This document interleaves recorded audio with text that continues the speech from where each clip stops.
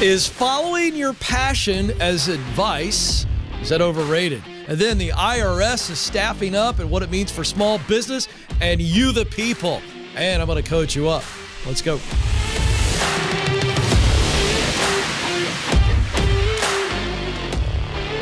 Coaching you to have the competitive edge to make more money and experience more meaning. That means you're winning in work and in life. This is the Ken Coleman Show. I'm Ken, otherwise known as the man of the people. It's self-applied moniker, but we're trying to get it to stick. But we are growing like crazy, and I'm so grateful for those of you who watch and listen to the show. And look, turns out, you feel like you don't have the edge, and you want the edge, and I'm here to give you the edge. So let's start with some advice that gets thrown around out there, in person, in books, on the internets, and it's incomplete and can cause tremendous frustration and confusion. The idea, the phrase, follow your passion. Now, I talk about passion every day. It is one element of what I believe are the three fundamental elements of all humans. Talent, what we do best. Passion, work that we love to do. That's how I define passion in this context. And then mission, a sense of mission. We want to accomplish something that matters to us, a contribution. And so when we just say, well, follow your passion, it is a do well phrase. It is well meant. It is positive, but it is misleading. It is incomplete. And I want to break this down. And if I could just say in one short phrase why this is a misguided and incomplete piece of advice, it is this: that passion is not enough. In other words, I can love something deeply. I can be obsessed and want something to happen, but that doesn't make it happen. I remember years ago, I went on Instagram. It was probably 3 or 4 years ago now. And I said something to the effect of, let me set some of you free. You can't do anything that you want. What? Why so negative, Ken? You're so harsh. And a very well-known social media influencer who followed me at the time, I might add, not any longer, in my comment said, I beg to differ, Ken Coleman, and I will debate you on this gladly. I said, well, there's nothing to debate because you actually agree with me. It's my reply. I said, the point I'm making is I can love the game of basketball. I can have a deep, abiding passion for being great at basketball. But if I don't have the physical talent to be great at basketball, I cannot be great at basketball. I loved the game of basketball. Still love it. But the fact of the matter is I'm 5'9". Now that's probably just in shoes. I had average athletic ability at best. I wasn't fast enough, quick enough, couldn't jump high enough. I'm vertically challenged. This doesn't make me less of a human being. It doesn't make me a negative ninny. It makes me a realistic person who is self-aware. So I can be passionate about becoming an NBA player, but if I do not have the talent to be an NBA player, I cannot be an NBA player. So this phrase, you can be anything you want, is absolute total hogwash. And it leads people, unfortunately, into tremendous failure and a life cycle of confusion and frustration. Well, you told me. People that I loved most, admired most, told me I could be anything that I want. I could do anything I want. No, you can't. Passion is very important, but passion must be focused. It cannot just be, well, I am passionate about this. I'm passionate about being a music star. Great. Can you sing? No, I can't. Oh, well, we've got a problem. You know, American Idol made this really relevant early on when we saw these kids show up They wanted it badly. I love that they wanted it badly. Problem is, nobody ever told them they sing badly. So wanting it badly is always going to collide with you sing. And I know I said badly. I'm having fun with it. For you grammar coaches out there. Alex, the other day, I got a little comment somewhere on Instagram or something, and I was clearly saying something to be silly, and they were like, you can't say it that way. Say it however I want to say it. It's my show, my Instagram feed. Anyway, so let's look at why passion alone is specifically overrated, okay? Passion does not guarantee that you have the talent to pull it off. That's one. Passions can change.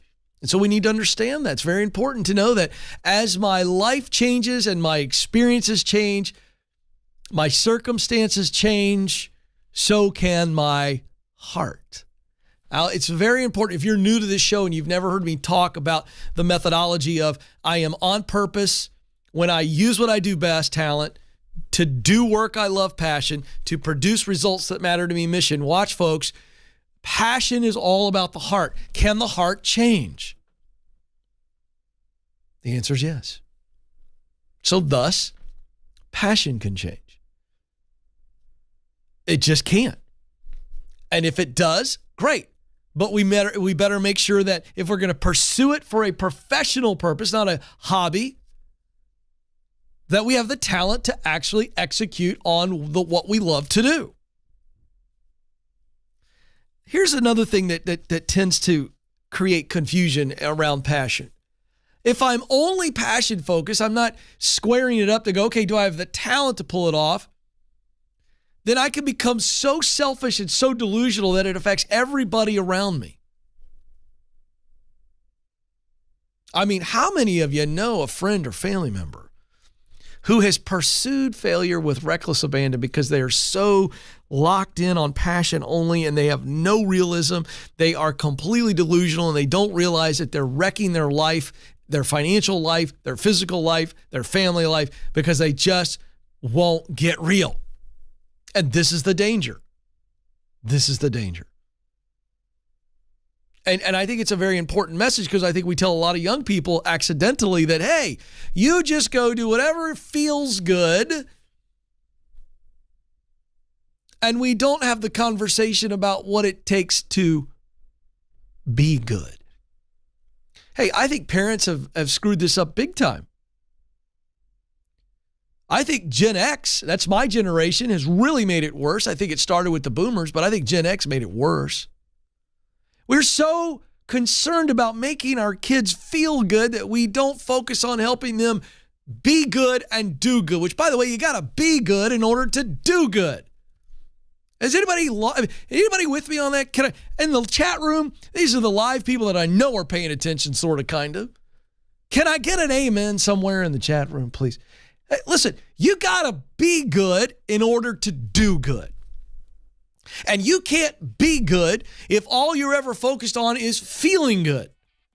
I know men and women that do a lot of good. You know what? They've gone through unbelievable sacrifice and pain and struggle and rejection in order to be good. Well, boy, oh boy, are they doing good. So stick that in your pipe and smoke it, all you passion lovers. Hey, coming up, the IRS is staffing up and it ain't good.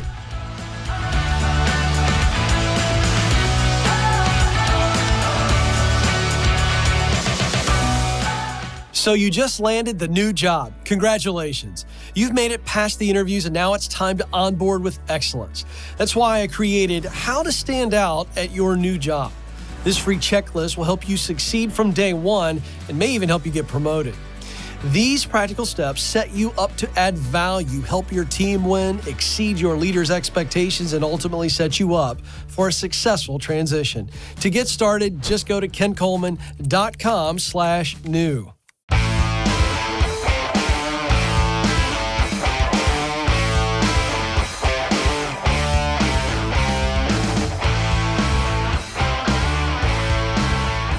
Welcome back, folks. I want to tell you about my friends at ZipRecruiter, how they can make your life so much easier and bring new perspective your way. What kind of new perspective am I talking about? The same perspective you get when you discover something that's brand new. Would it be a restaurant, a TV show, a new product or service that you didn't know about before? Boy, it changes everything, changes your perspective. makes life better. And that's what ZipRecruiter will do for you if you're looking to get out of a complacent ho-hum job or a toxic, unhealthy job, or you just want to move up the ladder closer to the dream job. You're moving, baby, but you want to move a little faster. I'm all for that. That's why I align with ZipRecruiter. This service does not cost you a nickel, folks. How many times have you ever had a host sell you something that they believe in? A lot. I'm selling you something that doesn't cost you anything. ZipRecruiter.com/Ken. ZipRecruiter.com/Ken. You fill out a profile, hit submit, and then just go do life. They're out there working on your behalf while you're working, while you're doing what you got to do. It's another arrow in your quiver. You got to do it. ZipRecruiter.com/Ken. All right. As a man of the people, here we go. And small business owners, entrepreneurs, pay special attention to this. Some of you got side hustles right now. You need to pay attention to this. The Democrats have a spending plan that is moving closer to a House vote. It needs to be approved by the House. And one of the provisions in this new plan, this new bill, is $80 billion to go to the IRS to staff up. How many of you feel good when I say that? Doesn't that give you a warm, fuzzy feeling inside? I mean, doesn't that just make you feel great? Alex, I'm just looking at Joe's face. He probably need to get him a Tums right now. The investment is projected. So this $80 billion that would go to the IRS for staffing, up staffing, is supposed to bring in $203 billion in revenue between the years of 2022 and 2031. This is according to the Congressional Budget Office. Obviously, those on the other side opposed to this, whether they be nonprofits or lobbying firms or those on the Republican side of the aisle, obviously they think it's going to affect everyday Americans, not corporate fat cats and people that are evading taxes. So let's look at the facts. IRS audits plunged by 44% between the years of 2015 and 2019. This according to the 2021 Treasury Inspector General for Tax Administration report. That's a good thing. But now this is where this gets a little bit tough on the stomach, so brace yourselves. While audits dropped in that time, 44%, if we break it down by Americans making $1 million or more, it dropped 75%. Audits dropped way off the table for Americans making more than $1 million or more. The percentage only fell by 33% for low to moderate income filers, claiming the Earned Income Tax Credit, known as the EITC. So how about that? Even while audits dropped in a 4-year period, they dropped substantially more for people making $1 million or more. Why in the world are we auditing low to moderate income workers? I'll tell you why. You know why? Because the low to moderate income earner can't fight it like the rich fat cat can. The IRS tries to audit somebody that makes $1 million or more. Guess what? He's got a lawyer. He's got his own bulldog, and he's just sick 'em. And the IRS goes, oh, we don't want to play that game. The IRS is a bully on the playground. Rich people can stand up to the bully. Scares the ever-living crap out of, quite frankly, me. It's a problem, folks. Now, these hires, the IRS clarified this week that, wait a second, these 87,000 new employees. Did I mention 87,000 more employees for the IRS? How many of you out there feel like that's a good move? Oh, sure, they need 87,000 more people. If they answered the phone, yeah. How many of you ever tried to call the IRS? You ever get a live person? Never. So if it's 87,000 phone people, all right, Joe, I'll go with that one. Oh. Well, the rumor is it's going to be all people auditing. So the IRS issued a statement. These hires may, by the way, that's the operating word. By the way, only government people like to use the word may. You know why? It always leaves the door open. Because will holds you to something. May allows a politician and a bureaucrat to squirm. Well, I'm bringing it today, aren't I, folks? These hires may include a range of positions such as auditors, customer service, and IT workers. Okay, sure. I'll wait and see. The chance of an audit may increase for self-employed taxpayers. This is a statement from an IRS spokesperson named Levy. I'm not even going to go look in the article for this guy's first name because I don't care. We'll call him Mr. Levy or Levy. Oh, yeah. The W-2 employee, this is a direct quote, folks. The W-2 employee is much less likely to get audited than a self-employed person by far, in my opinion, says Mr. Levy.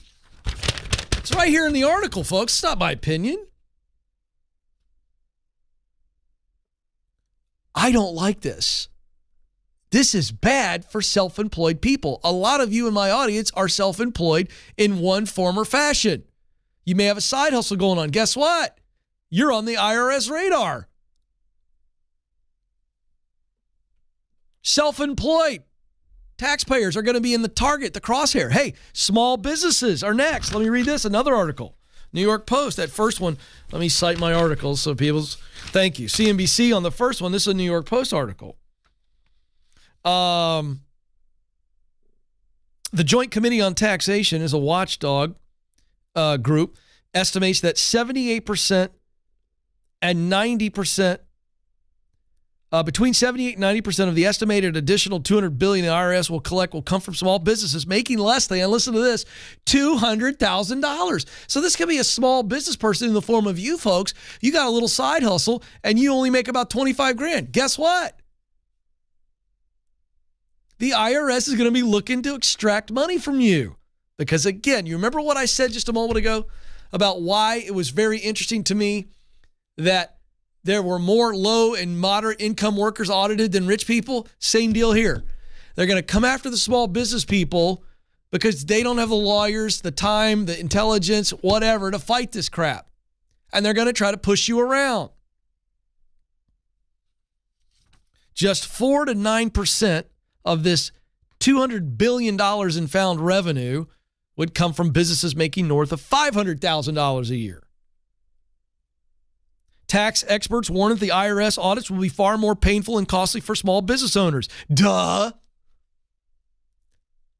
Even for those who think they're filing their taxes correctly. Daniel Bunn, the executive vice president for the Tax Foundation, told the New York Post, most small businesses aren't doing anything wrong. We know.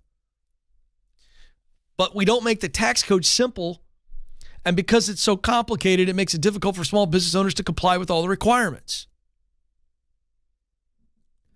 Let me point out something else before I make a radical suggestion. It's really not that radical and it's not that new. I also heard reports yesterday, and the team verified this, that the IRS just recently paid $700,000 to acquire ammunition. What in the world would the IRS need with $700,000 worth of ammunition? You answer that question on your own. Now, here's what I think ought to happen.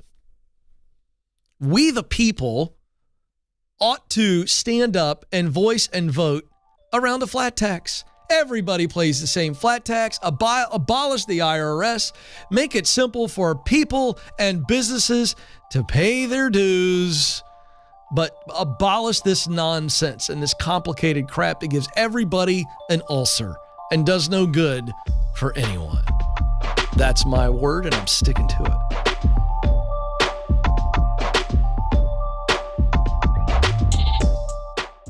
Did you know that just like a product, you have a personal brand? It's the image or impression others form about you based on your interactions. And whether we realize it or not, our personal brand impacts opportunities to grow in our careers. That's why our team created the Personal Brand Survey. It's free, and it will give you personal and professional feedback so you can own your strengths and uncover any blind spots holding you back. To get started, go to kencoleman.com/brand.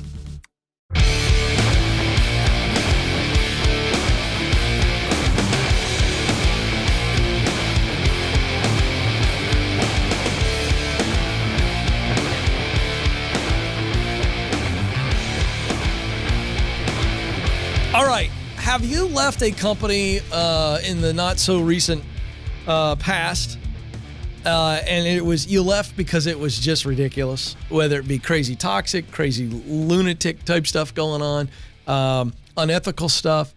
And if you're willing to share your story with us, you can call us 844-747-2577 or email the show, ask@kencoleman.com.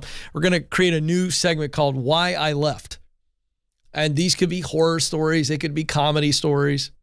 I guess there could be a drama in there. But we want to share these stories to empower the people, right? Why I Left. It's going to be a new segment.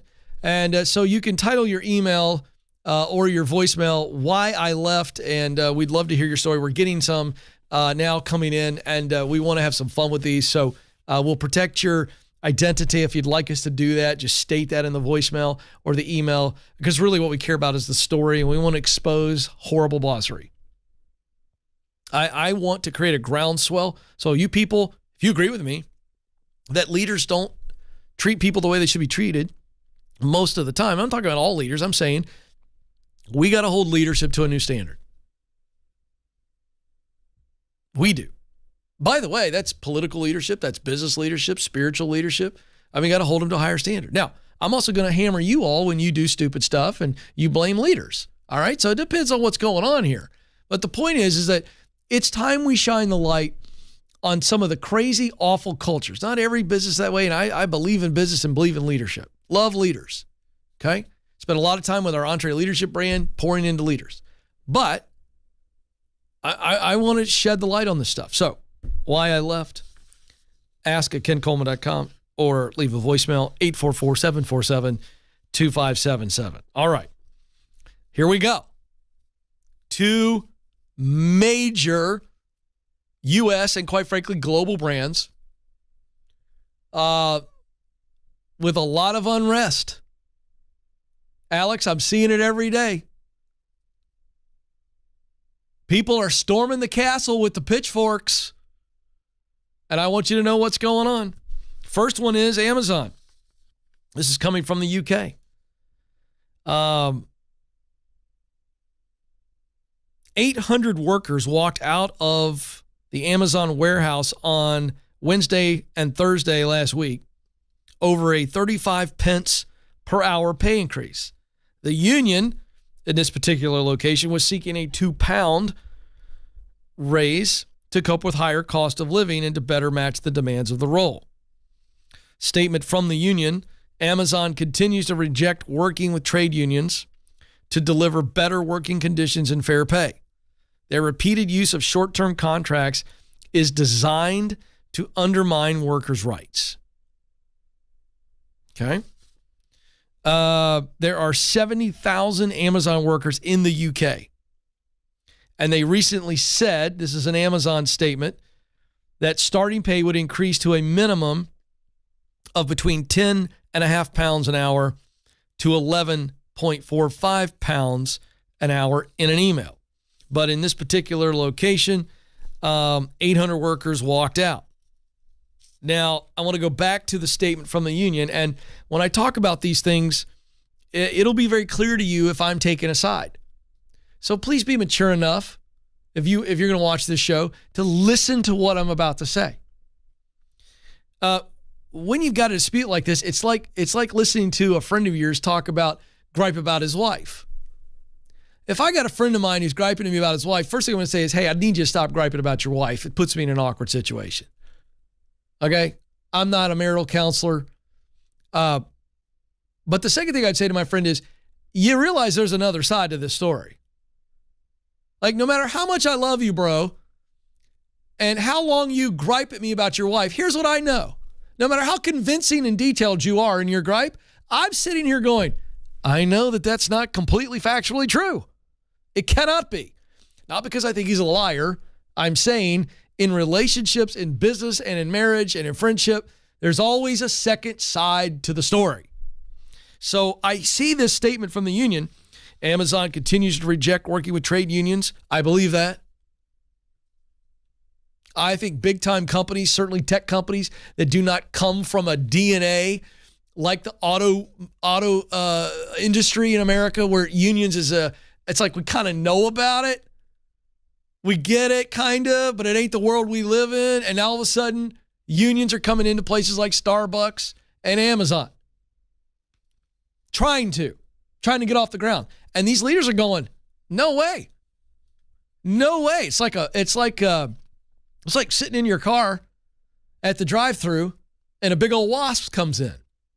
I think this is how Amazon and Starbucks are reacting to unions. It's like a nuisance. They could sting me. I don't want it in here. I'm going to swat it and get this stinking thing out of my car. I do believe that's happening. The statement goes on. They reject working with trade unions to deliver better working conditions and fair pay. Their repeated use of short-term contracts is designed to undermine workers' rights. I do not think, no matter what you think about Jeff Bezos and Amazon, and I'm no defender of big corporate America, but I'm an equal opportunity truth teller. I don't think for a second that Amazon is trying to undermine workers' rights. I think they're trying to reject unionization. I do think that. And that's a different thing. Now, you don't have to like it. You don't have to agree with it. And if you don't, and you're an employee, when you walk out, don't come back. That's what I think about that. If you want to form a union and Amazon does not want to play union politics, that's their line in the sand. And they're drawing it. So you got to decide, do you want to work at Amazon? You know, and this I'm taking my ball and going home. Okay. I actually am okay with you doing that. Doesn't mean that I do it that way, but I'm going to sit here and tell you that I respect your right to walk out. I really do. Great. I probably wouldn't do it that way. If you want to do it that way, that's fine. Second story. Same issue. Starbucks. Now, we got a TikTok here we're going to show. So, Starbucks barista and union organizer in Buffalo, New York, said he was fired after 13 years of working for the company. Sam Amato had a viral TikTok. He says he was pulled aside this week by two store managers and fired for closing the store's lobby without a manager's permission. According to his TikTok, workers had been told previously by upper management that they could close the lobby at their discretion. He goes on to say, it's a BS reason. It's because I'm a union leader. They failed to provide any details or give me any information. After 13 years, they refused to give me any details about why I was fired. Now, I'll take him at face value. If that's true, that's horrible bossery. So after he gets fired, all of his coworkers went on strike. And this is a viral TikTok. Let's show this video. This is moments after he was fired. No audio, but this is just, you can see here, when your entire store walks out after management unjustly fires your coworker for being a union leader. So they're all unified and they're out. We're walking out. And there's the manager. Oh boy, what's going on there? All right, now, so here's the deal. Again, if Amato is telling the truth, and there's two sides to every story. They failed to provide any details or give me any information after 13 years. They refused to give me any details why I was fired. Listen, I don't know that they have to. Meaning, I'm not putting the burden to say you have to. I think they should. Just go, hey, look, man. It's not working. It's not working. It's not a good fit. We don't feel like you really want to be here.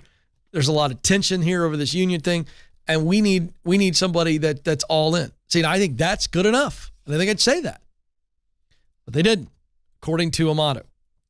Because he says, well, I was told that I could close down the lobby. But here's what's going on. There is a rising tide among workers, and I'm not a fan of unions, but people are saying it's us versus you. And leaders, you got to be aware of this.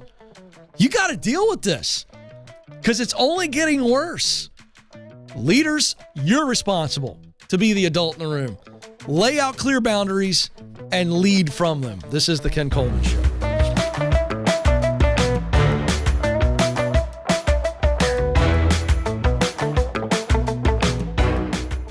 If the thought of attending a networking event makes you break out in hives, you're not alone. And I'll let you in on a secret. Networking in the traditional sense doesn't work, but genuine connection is all about relationships. That's why we created Networking the Right Way. This free guide is the low-pressure, high-impact way to overcome the awkwardness, build real relationships, and turn your connections into opportunities. To get the guide, go to kencoleman.com/network.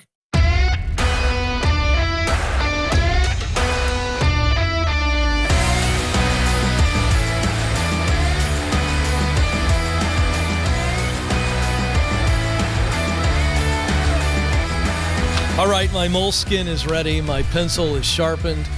Thank you, Joe. I always get excited when Joe puts I got 3 pencils today on the desk. Can we zoom in on this? These babies all have fresh erasers and sharpened points, and they are ready. Look at that. Oh, that's very exciting to a pencil lover like myself. Thank you, Joe. I don't know what equipment you need in your job, folks, but all I need is a pencil and a moleskin to coach people up. Let's go. Lisette is joining us in Bud Lake, New Jersey. Lisette, you're on the Ken Coleman Show. Hi, thanks for taking my call. You bet. How can I help? Okay, so I am 32, and I work in you would say municipal government, and I'm just over my job. Like, I don't like being here anymore. Yeah. So the only reason why I am still here is because of the health insurance. It's really good for my family. And honestly, I just can't find another job. So I do have my bachelor's and my master's in public health. Wow. And I have, a good experience, like years of experience under my belt. Yeah. So I'm just wondering, is it like, what should I do? Should I just stick it out until I find something else? Oh, yes. Sorry, I interrupted your question. Yes, you stick it out until you find something else. All right? There's no sense in you making a bad situation worse, right? So you're in a job you can't stand, but that's already creating negative crap in your life. Why make it worse by quitting when you don't have something? Now you're really stressed out. So yes, but there's one other thing you got to do, and I'm not trying to be a stickler, but I think this is your mindset because you're discouraged. But you said, I can't find a job. And that's not true. You can find a job. You haven't found one yet. So let's change our narrative and thus change our thinking. Okay. You can find a job. You will find a job. Okay? You are very qualified. I mean, you got more education than you probably need, let's be honest, but that's impressive. Yeah, honestly. Yeah. So let's just be real simple, you and me. What do we want to find? What are we looking for? What kind of work do you want to do? Forget about title, forget about where it is. What do you want to do? Okay, well, something that I'm extremely passionate about is anything, I guess, like nutrition related, just helping people in that way, fitness. I am in the public health field right now, so it's kind of along those lines, but yeah, I feel like working for municipal government has really like drained me. Can I tell you, it literally has sucked your professional soul out of your body. Yes. Yeah. It absolutely has. I know. So here's the deal. Okay, so that's a good lead. So we go, okay, here's a potential lead path clue, right? So we go, okay, I want to get out of the government sector of health. But public health doesn't have to be government. Public health could be working in a gym. Public health could be working for a nutrition company that has a product or service. It could be working for an exercise equipment company. I mean, we could just go on and on and on. Yeah. All right. So do you love instructing people? Is that the jam? Like if I gave you what you were making right now and I added 20% and I said, you get to pick what you're going to do. And we're going to say health, nutrition, exercise. We're just having fun right now. Yeah. What would you do? What would that look like every day? Forget about the title and the company. What would you actually be doing for 8 hours? So I would be helping people with, I guess, just fitness and, working out, especially moms. So would you be a trainer? You would be a trainer, guide, I would coach. love to do that. Okay. Yeah. So how much money do you make right now in your municipal government job? 51. 51. Okay, here's your homework assignment. And it's all fun research. Where in that industry of nutrition, exercise, whatever, personal health. Where can you make $51,000 or more? I'm talking like positions.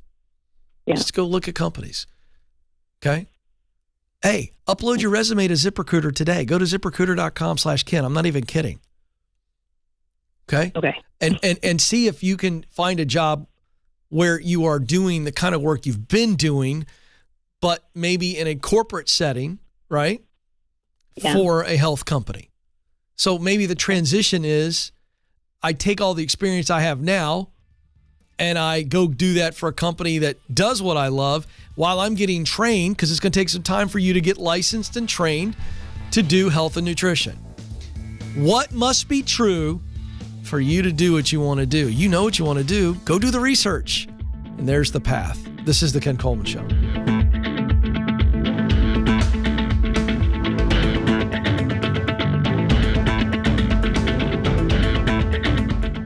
Are you wondering if you should leave your current job or stay put? You're not alone. That's why we created the Should I Quit My Job quiz. In just 5 minutes or less, this quiz will help you determine if you're at the right company and if you're in the right role. If you need to make a move, you'll even get practical next steps to keep you moving forward. Listen, stuck is a choice, and life is too short not to do what you were created to do. To take the quiz, go to kencoleman.com/quiz.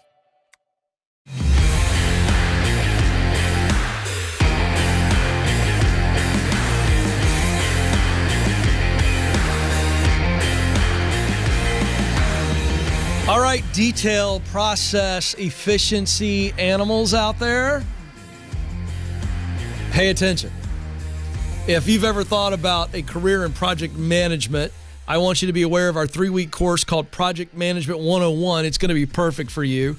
My friend and coworker, Brendan Wojko, who's our Chief Technology Officer here at Ramsey Solutions, joins up with me. We co-teach this awesome course. And it will teach you the tools and strategies to become an effective project manager. I'm going to specifically help you stand out in the hiring process so that you can actually take what we teach you and cash in on it, baby. You know what I'm talking about? Yeah.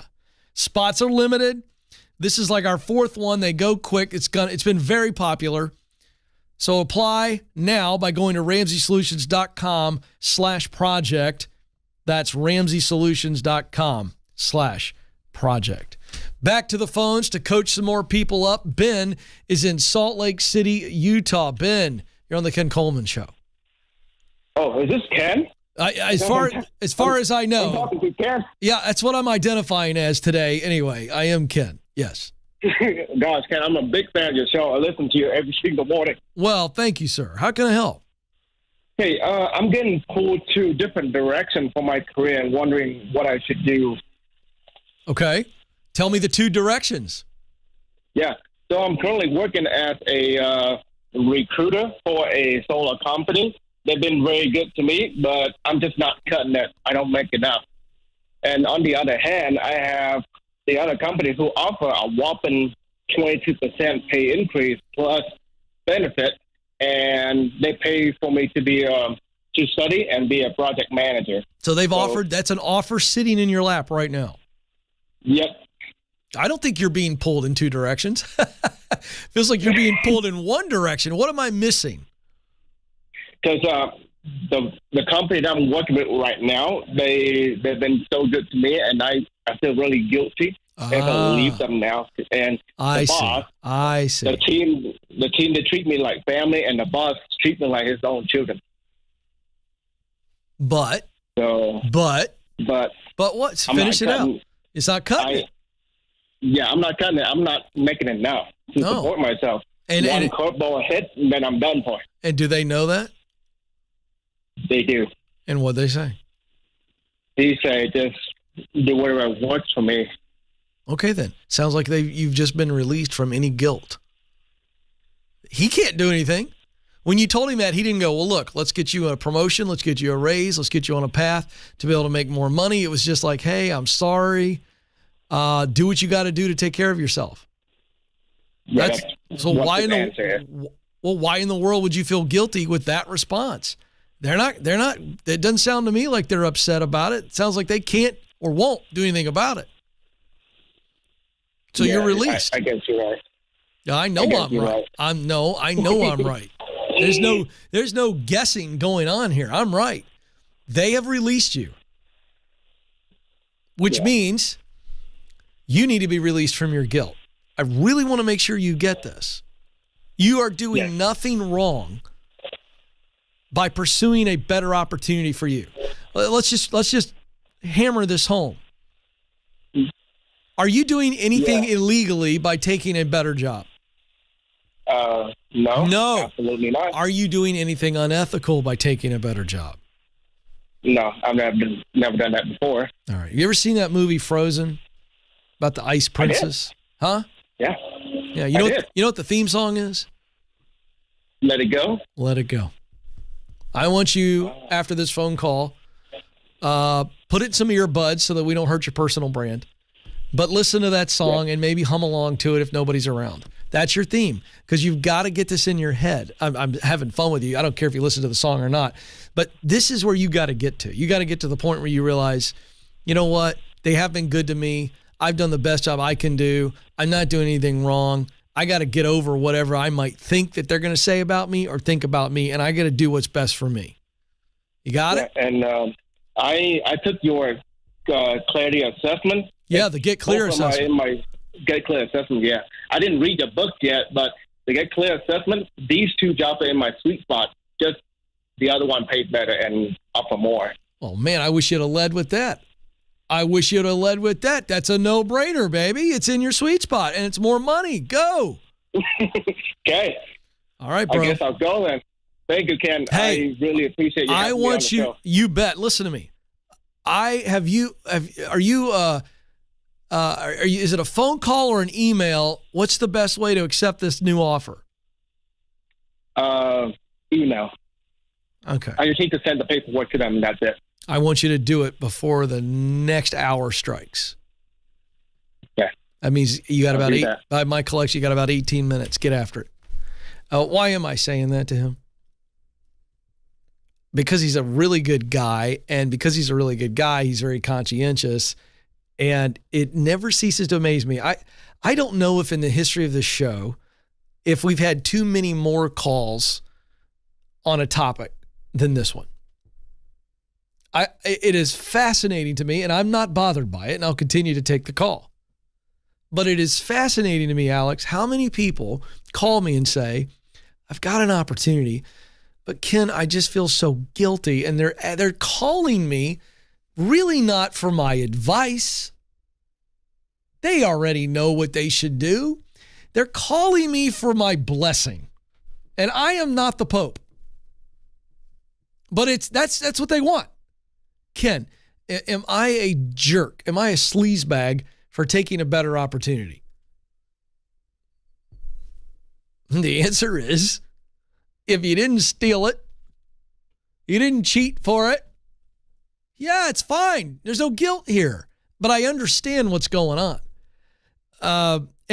But it is this overwhelming desire that we humans have to be accepted.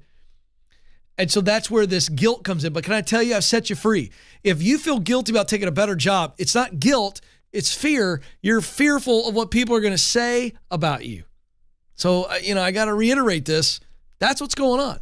Now, so the reason I told Ben to accept the job within the next 18 minutes is because we act. We don't sit there and keep thinking about it, right? Because if he doesn't act on it, and then later today he's going to go, oh my gosh, but they really helped me out when my kid broke his arm or whatever. It's like, yeah, all that's true. Here's one way of looking at it. Flip the scenario. If you were your boss and somebody that worked for you came to you and said, hey, I got a great opportunity. It's going to pay me 20% more. It's in my sweet spot. It's an opportunity for me to grow. How would you feel about it? Go ahead and run through the range of emotions. Well, you'd be maybe a little bit disappointed that you were losing this person. Maybe your feelings would be hurt. Maybe you might be a little bit miffed. Just run through the gamut of emotions. But allow yourself to process it as another human to go, wait a second. They're taking an opportunity to do something that's good for them. The only way I can equate this is we've had people leave our team, the Ken Coleman team. We lost Kelly Porter, amazing woman, fantastic, was my marketer. First marketer I'd ever worked with. She was great, did so much for me. You know what? She got pregnant, had a baby, and said, you know what? I'll never forget the phone call. She goes, and I was just distraught. Not emotionally on the phone, but just like, oh my gosh, she's like amazing. But you know what? As I heard her tell me why, I was like, this is the right opportunity for Kelly. Good for her. I don't have anything bad to say about Kelly. Hey, how about Madison? Produced the show for a long time. Floored me. I literally, when she told me, I sat down on the floor. You know what, though? It was the right opportunity for Madison to do what she really wanted to do. It was a step up, opportunity to grow and do something completely different. She wanted to be in sports broadcasting. You know what? Was I disappointed? You better freaking believe it. Was I hurt? You better believe it. But was I angry? No. Would I dare think a negative thought about Madison or Kelly? Not in a billion years. So, flip the coin, get over it, let it go. I'm not going to sing us out today. I thought about it for a moment, but I'm not. Instead, I'll remind you that you matter. You have what it takes. Press on. Thanks for listening to The Ken Coleman Show. For more, you can find the show on demand wherever you listen to podcasts and watch the show on YouTube. You can also find Ken across all social media by following @Ken Coleman.